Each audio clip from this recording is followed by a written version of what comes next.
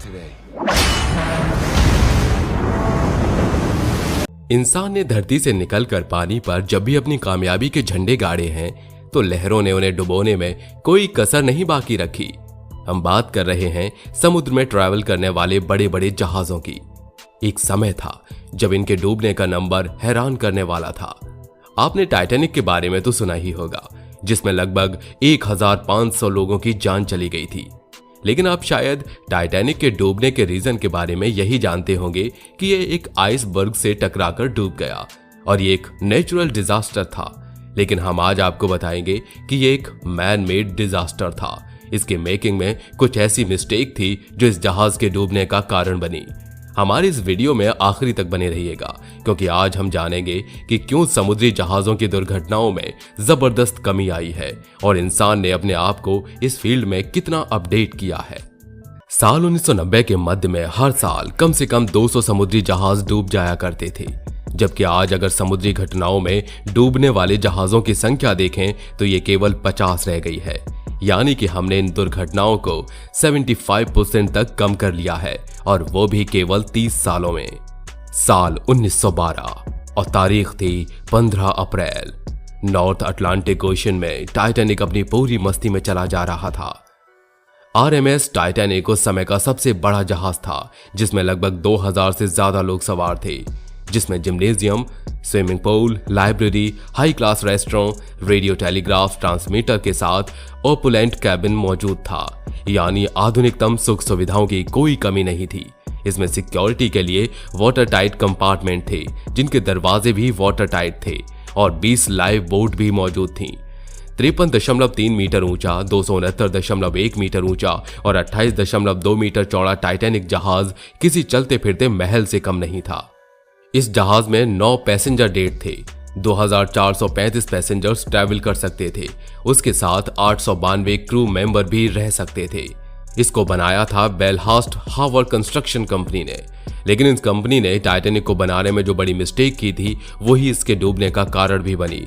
Company ने Titanic के हल को बनाने में मेकिंग मटेरियल बचा लेना जरूरी समझा। हजारों प्लेट्स की मदद से 2 तरह के हल बनाए। एक तरफ के हल में डबल प्लेट लगी थी और दूसरी तरफ सिंगल प्लेट लगी थी। टाइटैनिक आइसबर्ग से जिस जगह टकराया वो सिंगल प्लेट वाला हल था।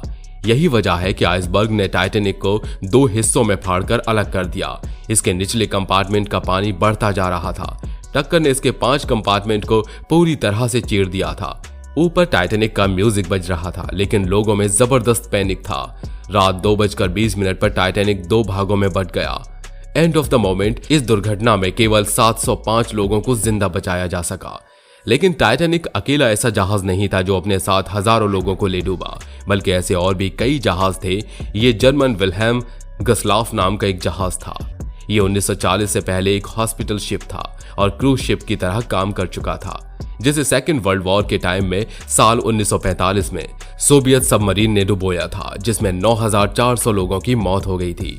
इसके अलावा भी SS this Telegram, MS world discover जैसे बहुत सारे जहाज डूब जाते थे और लोग समुद्र के पानी में जल समाधि ले लेते थे। लेकिन हम इंसानों ने इतिहास में घट रही घटनाओं से सबक लिया और जहाज की मेकिंग प्रोसेस, नेविगेशन और वेदर सिचुएशन को समझने के लिए टेक्नोलॉजी और साइंस का बेहतरीन इस्तेमाल किया।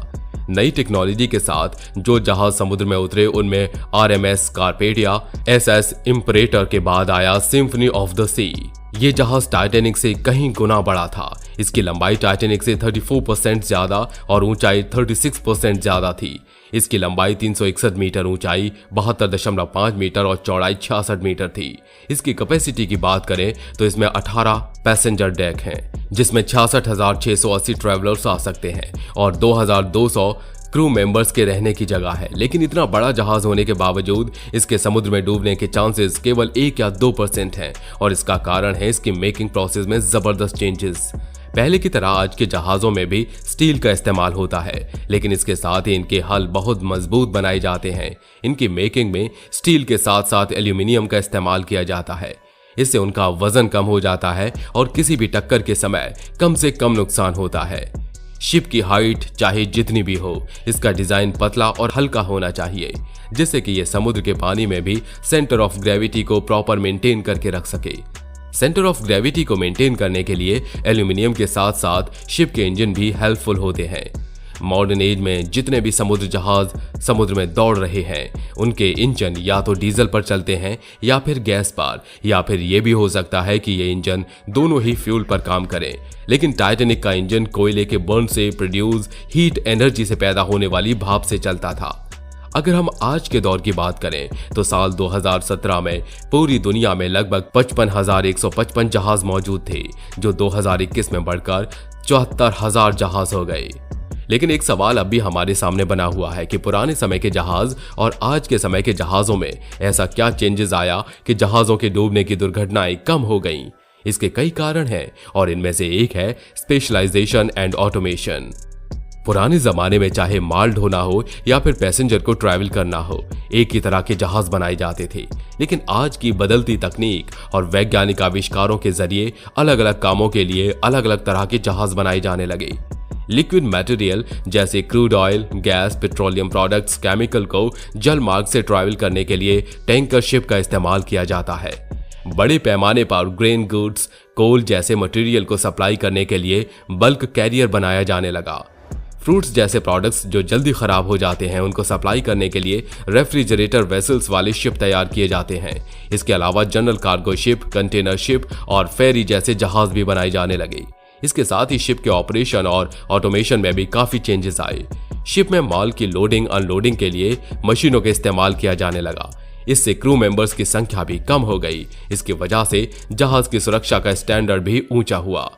IHS फेयर प्ले एक ऐसी मैगजीन है जो इस फील्ड को कवर करती है और इसका दावा है कि जहां 1990 के मध्य तक हर साल 200 शिप पानी में डूब जाया करते थे, वहीं साल 2010 तक इनकी संख्या 150 रह गई और आज की तारीख में केवल 50 शिप ऐसे हैं जो पानी में डूब जाया करते हैं। जहां दुर्घटनाओं के कम होने का जो दूसरा कारण है वो है वेदर सैटेलाइट और रेडियो नेविगेशन टेक्निक का बेहतर इस्तेमाल। जब जहाज समुद्र की लहरों पर अपनी यात्रा करता है तो बदलते मौसम की सारी जानकारी weather satellite system, radio system और नेविगेशन सिस्टम के जरिए मिलती रहती है। इसकी वजह से जहाज में ऑपरेट करने वाले ग्रुप को सामने से आने वाले जहाजों की जानकारी मिल जाती है, आसपास के ऑप्टिकल की इंफॉर्मेशन मिल जाती है और सबसे इंपॉर्टेंट बात यह है कि डेंजरस और डिजास्टरेबल वेदर की इंफॉर्मेशन पहले से ही मिल जाती है। यानी पानी में चलने वाले जहाज को आने वाले तूफान और सुनामी की जानकारी पहले से ही मिल जाती है, जबकि पुराने समय में काम कर रहे जहाजों को इनमें से किसी भी फैसिलिटी का फायदा नहीं मिल पाता था, क्योंकि उस समय तक टेक्नोलॉजी इतनी उन्नत नहीं हुई थी। आज के दौर में मिलने वाली इंफॉर्मेशन की बदौलत कोई भी दुर्घटना होने से पहले शिप वहां से निकल जाती है या अपना रास्ता बदल लेती है। पहले के मुकाबले आज के दौर में जहाजों की स्पीड भी बढ़ गई है। पहले जहां पानी पर चलने वाले जहाज 28 किलोमीटर प्रति घंटे की रफ्तार से चलते थे, वहीं आज के दौर में जहाज लगभग 55 किलोमीटर प्रति घंटे की रफ्तार से समुद्र की लहरों पर दौड़ते हैं। जहाजों के न डूबने का एक तीसरा सबसे बड़ा कारण है कि पुराने समय में जो जहाज तैयार किए जाते थे वो लकड़ी से बनाए जाते थे। इसके बाद स्टील का इस्तेमाल किया जाने लगा, लेकिन आज की तारीख में जहाज को बनाने में एल्यूमिनियम इंपॉर्टेंट रोल प्ले करता है। लेकिन इसके अलावा जहाजों के सबसे इंपॉर्टेंट और बेसिक पार्ट पर काफी मजबूती से काम किया गया और वो है इनका हल। टाइटैनिक जहाज में सबसे बड़ी कमी यही थी कि उसका हल बहुत कमजोर था और यही उसके डूबने का कारण भी बना। लेकिन आज की तारीख में जो जहाज तैयार किए जाते हैं उनका हल बहुत ही मजबूती से बनाया जाता है। यह शिप का सबसे नीचे का हिस्सा होता है जो डबल बॉटम से बनता है और यही पूरे के पूरे जहाज को बैलेंस कर देता है।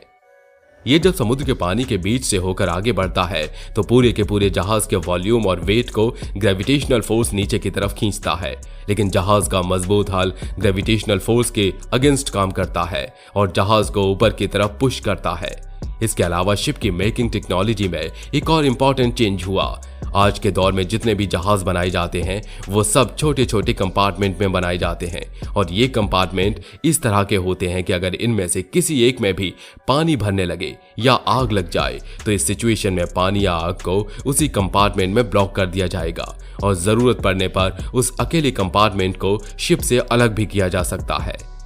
दोस्तों, इन तमाम सिक्योरिटी अरेंजमेंट्स को इस्तेमाल करने के बावजूद आज हर साल 50 जहाजों का नुकसान हमें हो रहा है। आपको क्या लगता है आने वाले समय में हम इस डैमेज को जीरो लेवल पर ला पाएंगे? अपना जवाब हमें कमेंट बॉक्स में लिखकर जरूर बताइएगा। फिर मिलेंगे एक नई वीडियो में। तब तक के लिए जय हिंद, जय भारत, वंदे मातरम।